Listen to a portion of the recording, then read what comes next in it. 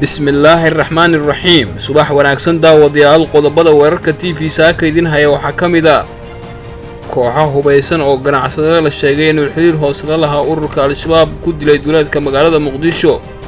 Kenya oo dagaalka ay kula jirto Soomaaliya ku dartay dacayad ka dhan ah madaxweyne Farmaajo.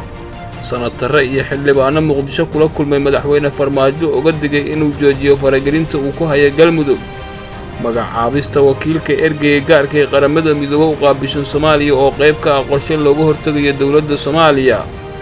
Mareykanka oo doonaya in xal siyaasadeed laga gaaro dagaalka dawladda iyo ururka al-shabaab.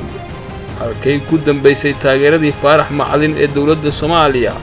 wararka dibadda wararka TV saaka idin hay waxaa ka mid ah dhiciskii ugu culayska yaraa oo ku dhashay waddanka Mareykanka iyo sirdoonka Mareykanka oo eedeeya waddanka Ruushka. daawadayaal ku soo dhawaada warkaasi oo fidsan. haddii aad ka mid tahay daawadayaasheenna cusub ee barta YouTube-ka fadlan subscribe dheh barteenna oo rakuma si aad u heshid warar iyo warbixino quseeya Soomaaliya iyo caalamka. kooxo hubaysan ayaa duleedka magaalada Muqdisho ku dilay ganacsado la sheegay in xiriir hoose ula lahaa ururka al-shabaab. koox hubaysan oo watay gaari yar ayaa deegaanka Garasbaaley ee duleedka magaalada Muqdisho ka afduubtay nin la sheegay inuu ahaa ganacsade xiriir hoose la leh ururka al-shabaab kadibna ku dilay deegaan duleedka ka ah deegaanka Garasbaaley ee duleedka magaalada Muqdisho. ninka magaciisa lagu soo koobay Xasan ayaa dablay hubaysan waxa ay ka kaxaysteen baqaar ganacsi oo uu ku lahaa deegaanka Garasbaaley ee duleedka magaalada Muqdisho. waxaana kooxahaasi hubaysan ninkaasi ay ku dileen deegaan lagu magacaabo Baydhabo-Yarey oo ku yaala duleedka deegaanka Garasbaaley ee duleedka magaalada Muqdisho. qaar ka mid ah dadka deegaanka ayaa sheegay in ninka uu ka mid ahaa rag si hoose oo la shaqeynaya ururka al-shabaab isla markaana maalmihii u dambeeyay si aad ah loola socday dhaqdhaqaaqiisa inkastoo aan arrintaas caddayn loo haynin. qaar ka mid ah marxuumka la dilay eheladiisa ayaa warbaahinta u sheegay in maalmihii u dambeeyay taleefano isdaba joog ah oo hanjabaad ah uu helayay marxuumka la dilay, laakiin waxaan si rasmi ah loo ogeyn cidda ka dambeysay ee dilkiisa. mana jiraan wax war oo ka soo baxay hay-adaha ammaanka dawladda Soomaaliya.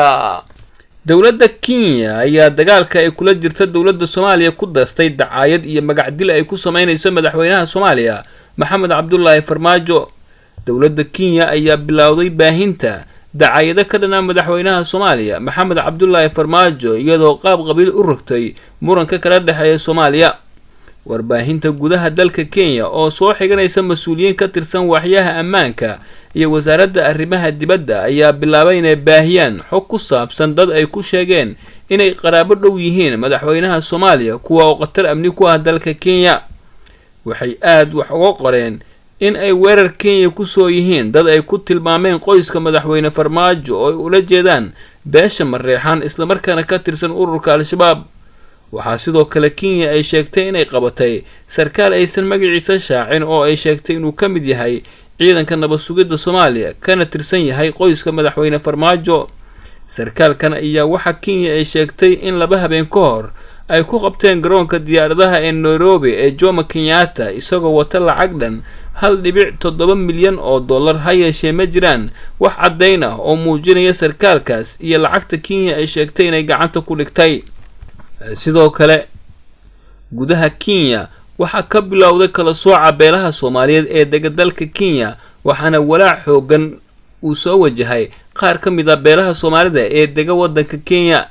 arrimahaas oo dhan ayaa waxa ay muujinayaan in Kenya ay dagaalka ay kula jirto Soomaaliya ay ka dhigayso mid shakhsi ah iyadoo beegsi gaar ah ku haysa beesha madaxweyne Farmaajo taasoo cadaadis lagu saarayo madaxweynaha Soomaaliya laguna qasbayo inuu yeelo sida ay doonto Kenya. waxa ay doonaysaa in magac dil iyo sharaf dil ay ku sameyso madaxweynaha Soomaaliya mudane Maxamed Cabdullaahi Farmaajo balse aysan ahayn wax loo dulqaadan karo waxyaabaha ay ku kacayso dawladda Kenya. madaxweynaha Soomaaliya waa astaan dalka waxaana weerar kasta oo lagu soo qaado ay dhaawac ku tahay sharafta Soomaalida oo dhan. waxaana muuqata in Kenya ay ku guuldareysatay damaceedii badda Soomaaliya waana sababta keentay in cadaadis ay saarto Soomaaliya gaar ahaan beesha uu ka soo jeedo madaxweynaha Soomaaliya. xildhibaano iyo senataro ka tirsan labada aqal ee baarlamaanka Soomaaliya oo Muqdisho kula kulmay madaxweyne Farmaajo ayaa uga digay in madaxweynuhu uu joojiyo faragelin uu ku hayo maamulka Galmudug. Senataro iyo xildhibaano ka tirsan baarlamaanka Soomaaliya oo ka soo jeeda deegaanada Galmudug ayaa madaxweynaha Soomaaliya Maxamed Cabdullaahi Farmaajo kala hadlay xaaladda siyaasadeed ee Galmudug kana dalbaday in madaxweynuhu uu joojiyo faragelin uu ku hayo deegaanada Galmudug.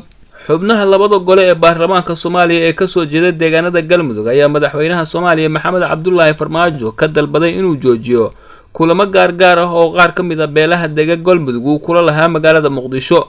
xildhibaanada qaar ayaa waxay warbaahinta u sheegeen inay aad uga xun yihiin in kulamadaasi oo aan la tashi laga siin lagu qabto magaalada Muqdisho qaar ka mid ah beelaha ka soo jeeda Galmudug kuwaas oo madaxweynaha Soomaaliya oo si gaar ah maalmihii ugu dambeeyay uu la kulmayay. waxaana xubnaha labada gole ee deegaanada Galmudug ka soo jeeda ee baarlamaanka Soomaaliya ku jira ay madaxweynaha Soomaaliya kula taliyeen in khilaafka Galmudug ee siyaasiyiinta uusan gaarin beelaha iyo odayaasha oo hadda ka nabad ah cudurka Galmudug ee jahwareerka siyaasadeed ah. madaxweynaha Soomaaliya Maxamed Cabdullaahi Farmaajo ayaa ogolaaday dalabka xubnaha labada aqal ee baarlamaanka Soomaaliya ku matala deegaanada Galmudug waxaana madaxweynuhu uu sheegay inuu joojinayo kulamada oo maalmihii u dambeeyay Muqdisho kula qaadanayay qaar ka mid ah beelaha deegaanada Galmudug si arrinta cirka isku sii shareeraysa ee u dhaxaysa Galmudug iyo dowladda Soomaaliya xal loo gaaro isla markaana waqti rasmi ah loo qabto doorashada la filayo inay ka dhacdo deegaanada Galmudug. xildhibaanada labada gole ee baarlamaanka ku matala Galmudug ayaa madaxweyne Farmaajo waxaa sidoo kale uu ka ogolaaday in kulan guud uu la qaato waxgaradka iyo siyaasiyiinta ka soo jeeda deegaanada Galmudug. magacaabista wakiilka ergeyga gaarka ee qaramada midoobay u qaabishan Soomaaliya oo qayb ka ah qorshe looga hortagayo dowladda federaalka ee Soomaaliya. xogayaha guud ee qaramada midoobay ayaa James Swan oo u dhashay waddanka Mareykanka u magacaabay in uu noqdo ergeyga gaarka ah ee qaramada midoobay u qaabishan Soomaaliya. ila wareedyo lagu kalsoon yahay ayaa shabakada wararka TV u sheegay in sababta loo xushay Swan oo ah nin Mareykan ah ay qayb ka tahay qorshe looga hortagayo dowladda federaalka ee Soomaaliya in mar kale si fudud ay wakiilka qaramada midoobay ee Soomaaliya uga eriso dalka Soomaaliya. ila wareedyada ayaa waxa ay sheegeen in xogayaha guud ee qaramada midoobay uu doonayo inuu magacaabo qof khibrad u leh arrimaha gobolka isla markaana ka soo jeeda mid ka mid ah shanta dal ee xubnaha joogtada ka ah golaha ammaanka ee qaramada midoobay si looga hortago in mar kale wakiilkaasi la siiyo PNG ama qofka aan laga rabin dalka uu wakiilka ka yahay. Swan oo Mareykan ah ayaa buuxiyay dhammaan dalabyadaas taasina waa sababta ugu weyn ee loo doortay sida wararku ay sheegayaan. xogayaha guud ee qaramada midoobay ayaa la sheegay in uu rumaysan yahay in dowladda Soomaaliya aysan ku dhiiran karin in ay dalka ka eriso wakiilkan cusub oo u dhashay waddanka Mareykanka si ka duwan wakiilkii hore ee qaramada midoobay ee Soomaaliya Nicholas Haysom oo laga eriyay dalka Soomaaliya kana soo jeeday waddanka Koonfur Afrika. James Swan waxa uu ka mid ahaa safiirada Mareykanka kuwooda sida aadka ah uga shaqeeyay qaaradda Afrika waana rugcada dhinaca diblomaasiyadda ah. James Swan waxa uu ku dhashay December 10, 1963 magaalada Washington DC. waa diblomaasi Mareykan ah iyo sarkaal sare oo adeega dibadda laga soo bilaabay October 2008 ilaa iyo June 2011 wuxuuna ahaa safiirkii Mareykanka ee Djibouti. bishii Agoosto 2013 waxaa loo magacaabay safiirka Mareykanka ee Jamhuuriyadda Dimuqraadiga ee Congo. waa waaye arag khabiir ah oo ku takhasusay arrimaha qaaradda Afrika waxaana hadda loo magacaabay inuu noqdo ergeyga gaarka ee wakiilka qaramada midoobay ee Soomaaliya. halkee ayay ku dambeysay taageeradii Faarax Macalin ee dowladda Soomaaliya? siyaasi Faarax Macalin Dawaare oo lagu yaqaanay sanadihii u dambeeyay garab istaaga iyo difaacada uu sameynaya dowladda Soomaaliya isagoo Itoobiya iyo Imaaraadka Carabta ku eedeyn jiray inay faragelin ku hayaan Soomaaliya. taageerada Faarax Macalin ee dowladda Farmaajo ayaa loo sababeyn jiray laba arrin waxaana la ogeyn waxyaabaha keenay inuu hadda ka aamuso faragelinta iyo cadaadiska dowladda Kenya ay sida tooska ugu hayso Soomaaliya. siyaasiga ayaa gudoomiye ku-xigeen ka soo noqday baarlamaanka Kenya waxaana muddooyinkii u dambeeyay uu aad u dhaliili jiray faragelinta imaaraadka Itoobiya ay ku hayaan Soomaaliya. maalmihii u dambeeyay ma aanu jirin wax war ah uu ka soo saaray heshiisyadii waaweynaa ee dawladda Kenya ay ka laabatay kuwaas oo hore ula gashay dawladda Soomaaliya. Kenya ayaa ka baxday heshiiskii dulimaadyada oo ay la gashay dawladda Soomaaliya, sidoo kale waxa ay fiisaha u diiday mas'uuliyiin dawladda Soomaaliya ka tirsan iyadoo ujeedadu ay tahay inay cadaadis saarto dawladda Soomaaliya. cadaadiska dawladda Soomaaliya ay kala kulmaysa dawladaha dariska ayaa sii xoogaysanaya tan iyo markii Kenya iyo Itoobiya ay toddobaadkan oo kaliya ay qaadeen tallaabooyin midba midka kale uu ka xanuun badan yahay oo lagu arqaladeynayo Soomaaliya. dawladda Mareykanka ayaa doonaysa in xal siyaasadeed laga gaaro dagaalka dawladda Soomaaliya iyo ururka Al-Shabaab.